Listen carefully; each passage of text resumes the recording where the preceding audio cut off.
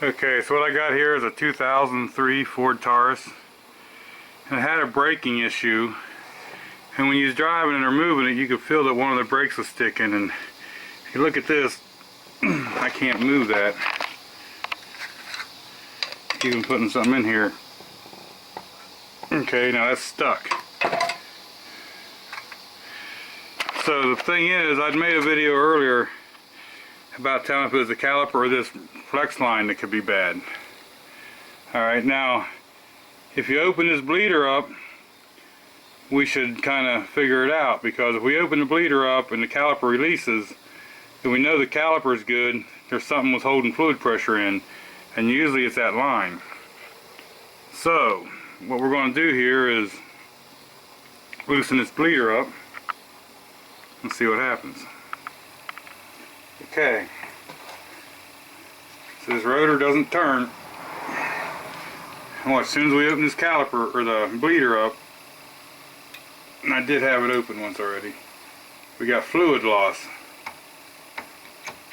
And right there, now it turns. So that's telling me right there that the caliper is good, because once I let the fluid release, the pressure release, this works again. And I didn't show you before, but I know the slides, I don't know if you can see this bottom one, but both of these slides move fairly easily. So I know it's not the slides. And when I let the fluid out, the caliper released.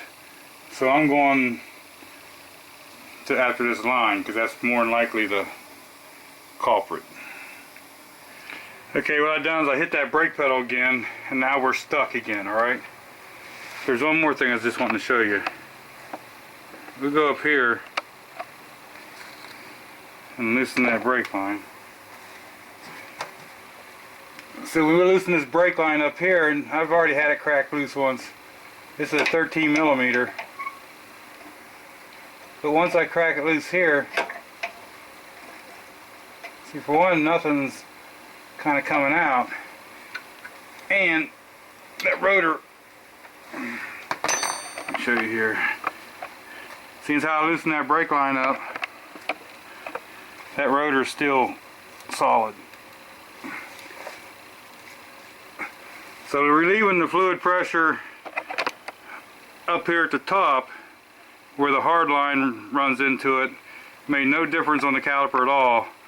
But when you loosen it up here at the bleeder, the caliper releases. So that just shows that it is that brake line. So we're going to replace the brake line on this side and see if they want to do the other side at the same time.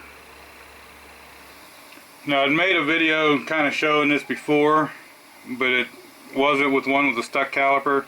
It would have been easy for someone to have done that and said, hey, the caliper's stuck. Went and got another caliper and put on there and still had the same problem. But once we opened that bleeder and let the fluid pressure out, and the caliper, you know, you can take it right up off there now, where it was, you couldn't even turn the wheel before. So that's definitely a good caliper.